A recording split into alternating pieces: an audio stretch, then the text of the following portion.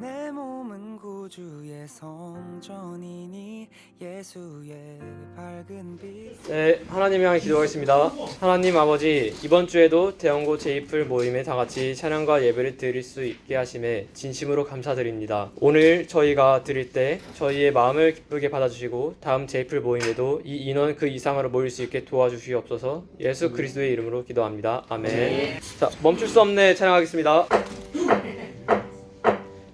날 구원했으니 어찌 잠잠하리. 금의 찬송 드리리. 내 죄사 했으니 어찌 잠잠하리. 금의 경배 드리리.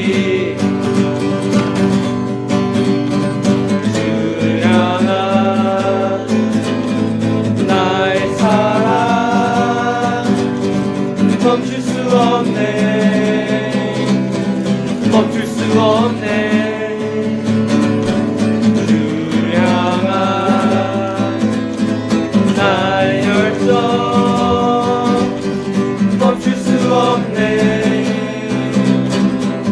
수 없네. 다 꿈에 춤추리.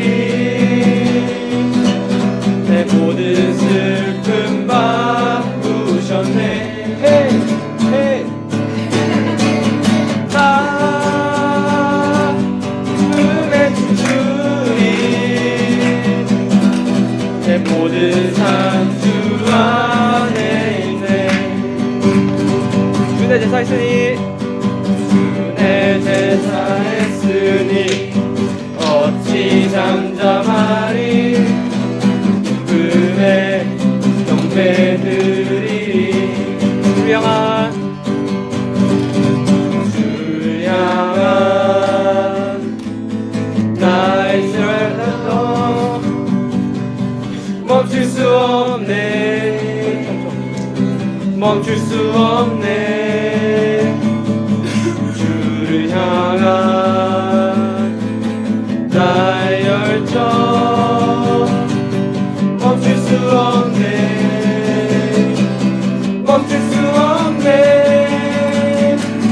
나 꿈에 춤추리. 내 모든 슬픔 바꾸셨네. 나 꿈에 춤추리. 내 모든 삶 주 안에 있네.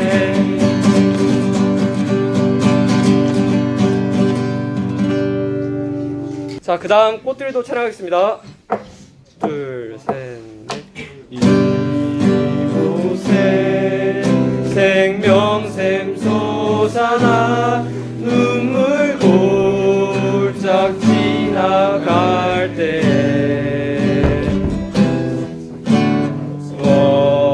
어자나 열매 맺히고 웃음소리 넘쳐나리라. 이곳에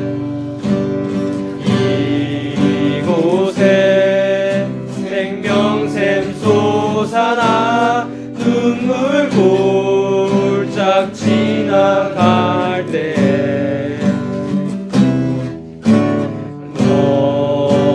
너잖아 열매 맺히고 웃음소리 넘쳐나리라. 꽃들도 구름도 바람도 넓은 바다도 찬양하라 예수를. 하늘을 울리며 노래해 나의 영혼아. 은혜 주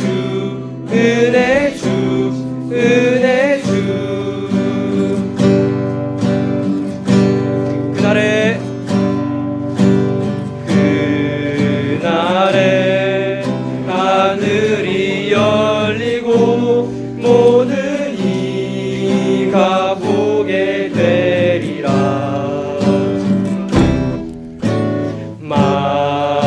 마침내 꽃들이 피고 영광의 주가 오시리라.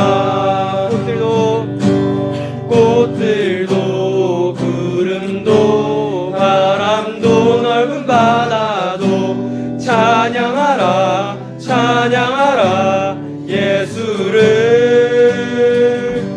하늘을 울리며 노래해 나의 영혼아.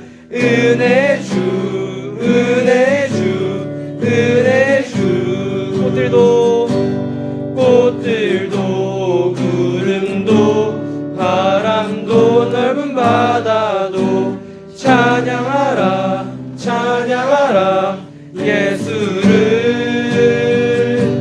하늘을 울리며 노래해 나의 영혼아.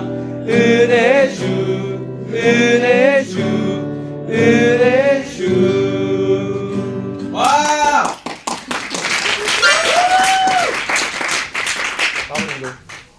하나님 아버지, 저희가 다같이 여기 제이풀 모임에 모여서 다같이 찬양과 예배를 드릴 수 있게 하여 주시며 감사드립니다. 하나님, 저희가 이번 말씀을 잘 듣고 밖에 나가서도 이 말씀들을 잘 기억하여서 잘 살아갈 수 있도록 주님 도와주십시오. 함께 해주세요. 감사하며 살아계신 예수님의 이름으로 기도드렸습니다. 네.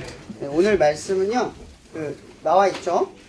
같이 교독해서 읽어볼게요. 마태복음 9장 35절에서 36절 10에서 1절까지의 말씀을 읽어보겠습니다. 예수께서 모든 도시와 마을에 두루 다니사 그들의 회당에서 가르치시며 천국 복음을 전파하시며 모든 병과 모든 약한 것을 고치시니라. 그들을 보시고 불쌍히 여기시니 이는 그들이 목자 없는 양과 같이 고생하며 희생하니라. 이에 제자들에게 이르시되 추수할 것은 많되 일꾼이 적으니 그러므로 추수하는 주인에게 청하여 추수할 일꾼들을 보내주소서 하라 하시니라. 다 같이 읽겠습니다. 예수께서 그의 12제자를 부르사 더러운 귀신을 쫓아내며 모든 병과 모든 약한 것을 고치는 권능을 주시니라.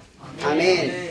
모든 제자들은 사실 스승님을 능가하고 싶은 마음이 늘 있어요. 잘 되고 싶은 마음이 있잖아요. 어떤 사람을 따를 때 그 사람과 같아지거나 혹은 그 사람보다 조금 더 나아지려는 마음으로 우리가 쫓아가죠. 스승도 마찬가지잖아요. 여러분들을 가르칠 때 나보다 더 나은 사람 혹은 나와 같은 사람, 이런 정도의 길을 걷는 사람으로 가르치기 위해서 이끄는 사람이에요. 그러니까 스승과 제자라는 관계는 단순히 우리가 여러분 이 학교를 다닐 때는 여러분들의 가장 머릿속에 있는 목적이 뭐예요? 입시잖아요. 대학 가는 거. 예를 들어서 비전, 앞으로 뭘 할 것인가를 결정하는 게 가장 주안점일지도 몰라요. 그래서 좋은 스승이라 함은 어쩌면 우리 이제 이 학교를 다닐 때는 좋은 대학을 가게 해주는, 나에게 내 실력을 이끌어주는 그런 분일지도 몰라요. 그런데 목사님 같은 경우는 지금까지 삶을 살아오면서 많이 느끼는 게 뭐냐면 내 인생을 바꾼 선생님들이 있어요. 그 선생님들은 내 안에 있는 실력을 끄집어 내준 것도 계시겠지만 가장 중요했던 건 뭐냐면 내가 가장 삶에서 복잡하고 어려운 순간들마다 나에게 살아갈 어떤 가치관이나 방향성이나 내가 앞으로 어떤 사람이 되어야겠다라는 생각을 심어준 분들이었어요. 그런 스승들 때문에 제 인생이 조금씩 좀 더 나은 삶을 살아가겠다라는 결단 속에서 변화를 겪었던 것 같아요. 오늘 예수님의 이야기를 한번 우리가 보자고요. 우리가 이렇게 목적에 의한 스승과 제자의 관계가 아니라 정말 하나님께서 우리를 스승과 제자의 관계로 끈끈이 묶어주는 걸 집중해 보자는 거예요. 예수님께서는 오늘 제자들을 끌고 가시거든요. 근데 그 제자들은 예수님의 권유에 의해서 출발했어요. 나를 따르라. 나를 따르라 했을 때 그들이 예수님을 따라가거나 혹은 내가 일이 있어서 못 따라가겠다, 여러 부류들이 있었거든요. 그 중에 예수님을 따라가는 제자들이에요. 그들의 선택은 강제도 아니고요, 끌려가는 것도 아니고 그들의 선택에 있었어요. 그렇게 예수님의 길을 쫓아가는 사람들이 있었는데 이 사람들 중에는 또 누가 있었냐면 군중과 무리들이 있었어요. 지금 예수님은 굉장한 인기를 가지고 있는 거거든요. 수많은 사람들이 예수님의 능력과 가르침에 계속 놀라면서 무리들이 점점 늘어나고 있단 말이에요. 근데 오늘 예수님이 여러분 같으면 이 정도 성공을 했어. 예수님처럼. 그 당시에 예루살렘과 이스라엘 지경에 예수님의 나타나기만 하는 사람들이 몇만 명이 모인다고 생각해봐. 이런 기분이 어떨 것 같아요? 여러분의 심정은. 아, 이제 성공했네? 끝났네? 이런 생각 안 들겠어요? 그죠? 근데 예수님의 모습을 한번 보면 어떤 게 있냐면 예수님이 수많은 군중과 무리들 속에서 이렇게 가르칠 때마다 어떤 사람들이 오냐 하면 병들거나 유약하고 연약한 사람들이 모여들었대요. 이런 인기가 이렇게 한참 오르고 있을 때 한 사람 한 사람의 아픔을 직접 여러분들이 고쳐주고 이야기해주고 하다 보면 수많은 무리들을 다 챙길 수가 있어요, 없어요? 당연히 상식적으로 없죠. 이게 효율적이에요, 효율적이지 않아요? 효율적이지 않아요. 인기가 많으면 인기를 관리하는 것이 중요하지, 인기 속에 있는 약하고 힘든 사람들을 돌보는 게 더 효율적이지 않단 말이에요. 근데 오늘 예수님은 어떻게 반응을 하시냐면 그들을 보고 이런 마음을 가지세요.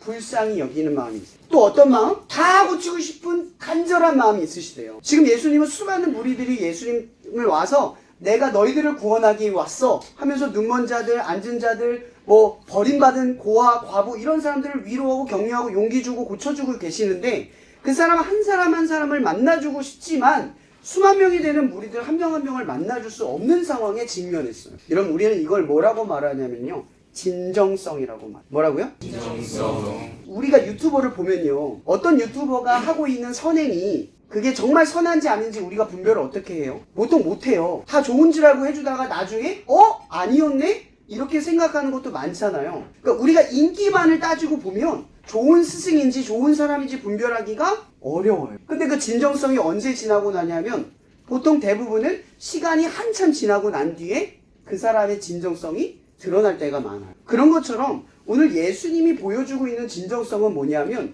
인기를 관리하지 않는다는 거죠. 수많은 무리들에게 더 효율적이고 더 하나님의 영광을 드러내는 우리의 상식 밖의 행동을 하고 있는 거예요. 여러분 같으면 수만 명 앞에 서는 하나님의 말씀을 전하는 게 유리하겠어요? 아니면 길 가다가 갑자기 내가 하는 일을 멈추고 저 세 사람 정도를 구하는 게 유리하겠어요? 근데 하나님의 입장으로 예수님이 생각을 하는 거예요. 근데 무리들이 쫓아가면서 뭘 보고 있냐면 그 예수님의 진정성 어린 행동을 보고 있는 거예요. 아무리 많은 사람들이 나를 바라보고 있어도 지금 당장 내게 필요한 사람들을 위해 그것을 멈춰두고 그들에게 갈 수 있는 진정성. 이게 예수님이 지금 사람들에게 보여주고 있는 모습이라는 거죠. 그런데 중요한 건요, 오늘 말씀에 제가 읽었던 그 1장 있죠. 36장 1장의 말씀 뭐냐면 그들에게 고치는 권능을 주시고 그들을 제자로 보내셨대요. 그러니까 그들은 제자이면서 앞으로 예수님을 대신할 스승이 되는 거예요. 그들을 보냈어요. 권능을 주시고 보냈대요. 이 예수님이 지금 어떤 모습으로 그들을 불렀는지를 한번 보는 거예요. 어떤 사람들이 제자가 될까? 그래서 제목이 제자예요. 오늘 말씀을 전하고 싶은 게 누가 예수님의 제자라는 거죠. 첫 번째, 제자의 모습은요, 긍휼함이 동력이 돼야 된다. 이 얘기는 뭐냐면 예수님은요, 그들을 불쌍히 여기는 마음 때문에 쉬지를 못했어요. 그들을 바라보는 마음 때문에 애가 탔어요. 늘 그런 마음이 그 예수님의 무릎을, 그 발걸음을 늘 재촉하고 그 시간을 아낌없이 사용하도록 만들었다는 거죠. 이런 제자가 되는 첫 번째는요, 이거예요. 한 영혼이 긍휼히 여겨지는 마음. 저 친구가 불쌍히 여겨지는 마음. 이건 동정하는 게 아니에요.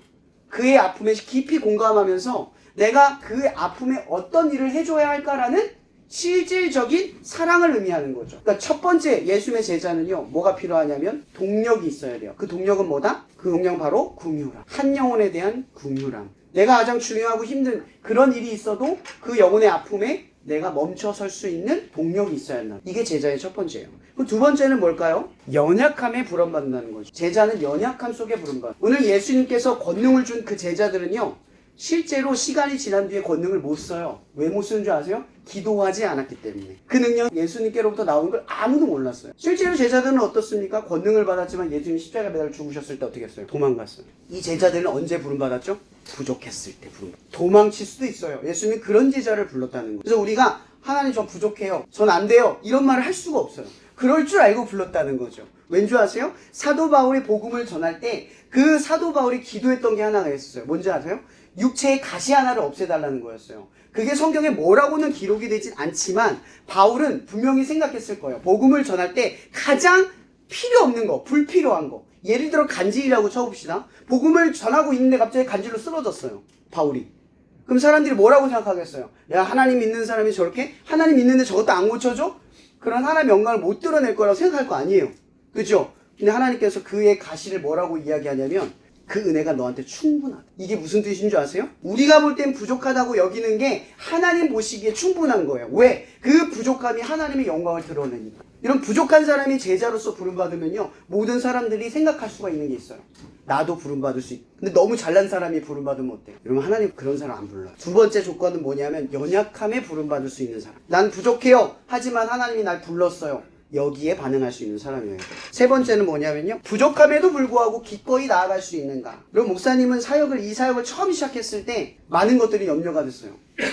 돈 걱정이 제일 심했겠죠? 과연 할 수 있을까? 버틸 수 있을까? 제가 예전에 그런 간증을 한 적 있을 거예요. 이렇게 힘들 줄 알았으면 이 길 안 왔다고. 알고 왔으면 못 왔어. 왜? 부족한 내 능력이 더 실감될 테니. 근데 시간이 지나면 지날수록 목사님은 잘 왔다는 생각을 더 많이 해요. 이 동행 속에서 하나님의 일하심을 더 많이 느꼈어요. 하나님은 어떤 분이냐면 내가 꿈꿀 때 뭔가를 실행하면 그걸 채워주시는 분이었어요. 채워주고 출발하는 분이 아니라는 거예요. 그래서 세 번째 조건은 뭐냐면, 하나님, 난 지금 가진 게 없어요. 저 실력도 없어요. 하나님, 저 부끄러움이 많아요. 전 내성적이에요. 근데 하나님 필요하면 내가 할게요 라고 하는 사람이 제자라는 거예요. 그런 상황에 부름받은 사람들이 자기의 실력을 갖춰가요. 부끄러움과 수치를 느껴요. 그래서 이런 제자들의 특징은 뭐냐면 겸손, 거만하지 않아요. 늘 겸손한 마음으로 부족함 속에서도 따라갈 수 있는 결단을 갖고 있다는 거죠. 네 번째는 뭐냐면 맡겨진 능력을 믿는다라는 거예요. 여러분, 오늘 예수님께서 뭐라고 제자들 어떻게 보내셨죠? 마지막에 제가 읽었잖아요. 권능을 주셨대요. 근데 이 제자들의 권능은 언제 드러나는 줄 아세요? 그걸 쓸 때 드러나는 거예요. 맞죠? 그러면 하나님이 부르신 제자들의 능력은 언제 드러날까요? 쓰기 전에 아니에요. 자신감으로 차오르는 게 아니에요. 부끄럽고 부족한 상황 속에서 딱 서서 하나님이 내게 능력 주셨다는 걸 믿고 행할 때, 아, 내 안에 능력을 주셨구나라는 걸 깨닫는다는 거예요. 그래서 이 빌립보서 4장 11절에 바울은 감옥에 들어갔을 때 많은 교회들에게 이런 교훈을 남겨요. 뭐냐면, 내게 능력 주시는 자 안에서 내가 모든 것을 할 수 있다. 이 얘기는 바울은 지금 감옥에서 곧 죽을 위기에 처해져 있어요. 죽음에도 불구하고, 감옥에 있음에도 불구하고 그가 생각했던 건 뭐냐면 이런 거예요. 내게 능력 주시는 자 안에선 이 감옥이라도, 내가 죽음 앞에 섰을지라도 그분의 능력을 사용할 수 있다라는. 아까 제가 쭉 읽었던 내용을 합치면 이런 거예요. 부족한데, 연약한데 하나님 앞에 서서 하나님이 내게 능력 주셨다는 걸 증명하려는 게 제자라는.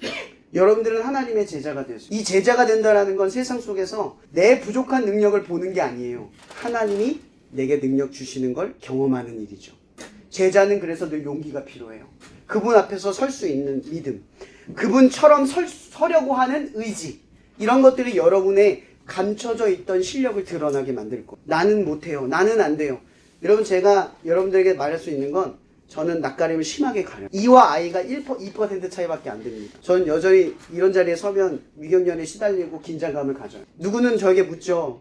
목사님, 그래서 목사님인 것 같아요 라고 저한테 얘기하는 친구들이 있어요. 아니요. 저는 처음 목사가 됐을 때 목사 같지 않은 사람이었어요.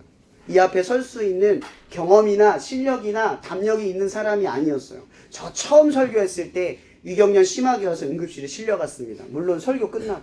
저 그런 사람이에요. 제가 이렇게 자신있게 여러분에게 말할 수 있는 건요, 부족한 사람을 하나님이 쓰신다는 걸 말해주려고 하는 거예요. 여러분, 하나님의 말씀이 비록 내게는 버겁게 느껴져도 용기 있게 서보세요. 그러면 하나님께서 그 말씀 속에서 여러분에게 주신 능력이 드러날 거예요. 어떤 이는 이렇게 말합니다. 낭떠러지에 떨어졌을 때 비로소 내 뒤에 날개가 있다는 걸 깨닫는다. 여러분 등 뒤에, 여러분 안에 어떤 능력이 있는지 아무도 몰라요. 그런데 세상은요, 자꾸 우리를 막아서요. 난 이게 없어. 저게 안 돼. 나는 내성적이야. 내 MBTI가 이것 때문에 얘랑은 힘들어. 그렇게 우리의 한계에서는 자꾸 그으려고 만들어요. 세상은요, 우리를 계속 위축되게 만들고 우리의 범주를 줄여가요. 근데 하나님 말씀은 어때요? 네가 내성적이어도 상관없어. 모세에게 뭐랍니까? 입이 뻣뻣해도 상관없어. 내가 붙여줄게. 네가 능력이 없어도 상관없어. 내가 붙여줄게. 네가 죄인이어도 상관없어. 내가 왕 앞에 서게 해줄게. 이게 하나님의 말씀이에요. 사랑하는 여러분, 꼭 기억하세요. 지금 입시를 준비하고 그 결과를 바라보는 여러분에게도 그것이 한계처럼 느껴질 수 있어요. 아니요, 절대 한계 아니에요. 제 인생은 늘 한계를 넘어섰어요. 지금 여러분에게 다 이야기할 수는 없지만 지금의 시기가 여러분의 한계선이 아닙니다. 제가 말할 수 있는 건, 제자가 된다는 건 늘 그 한계 속에서 하나님의 말씀이 여러분에게 어떤 능력으로 드러나는지를 시험하라는 거예요. 이런 능력을 드러내는 삶이 되길 바랍니다. 하나님이 여러분들에게 어떤 힘을 줬는지 경험하기를 바라요. 그래서 여러분의 삶의 한계를 끊임없이 뛰어넘어서 하나님이 원하는 모습과 조형, 그 행동과 태도들로 변화되기를 예수님의 이름으로 축복합니다. 기도하고 마칠게요. 사랑하는 주님, 이 시간 우리가 정말 떨리고 두려운 마음으로 이 자리에 섭니다. 우리는 미래를 생각하면 항상 두렵고 무섭습니다. 앞으로 잘할 수 있을지, 잘 해낼지 모든 것이 근심과 걱정 속에 우리의 마음을 움츠리게 만듭니다. 그러나 주님께서 우리에게 보여주신 이 한 가지 사건을 우리는 깨닫습니다. 한 영혼을 향한 그 긍휼함을 우리 가운데 부어주셔서 내가 그 영혼을 감당할 힘은 없지만 말씀대로 내가 결단하여 서서 내 부족한 능력이 하나님으로부터 증명되는 그 역사를 우리가 경험하기를 원합니다. 이 학교라는 이 부르심의 자리 속에서 우리 친구들이 제자가 되게 하여 주시옵소서. 예수님의 신실한 제자가 되어서 하나님의 숨겨져 있는 능력이 그 제자들을 통해 드러나고 증명될 수 있는 것처럼 우리 친구들이 이 입시의 결과를 아버지 하나님께 영광을 드릴 뿐만 아니라 그 결과와 상관없이 그 한계를 넘어서서 하나님께 영광 드릴 수 있는 삶이 되어갈 수 있도록 이 시간뿐만 아니라 앞으로의 시간까지도 하나님께서 책임져 주시기를 간절히 바랍니다. 이 시간 이 친구들의 믿음을 주님께서 붙들어 주시기를 원하오며 살아계신 예수님의 이름으로 축복하며 기도합나이다. 아멘. 네, 감사합니다. 네, 사진 한 장만 찍고 들어줄게요. 다 들어오게 찍어볼게요. 하나, 둘, 셋. 오늘은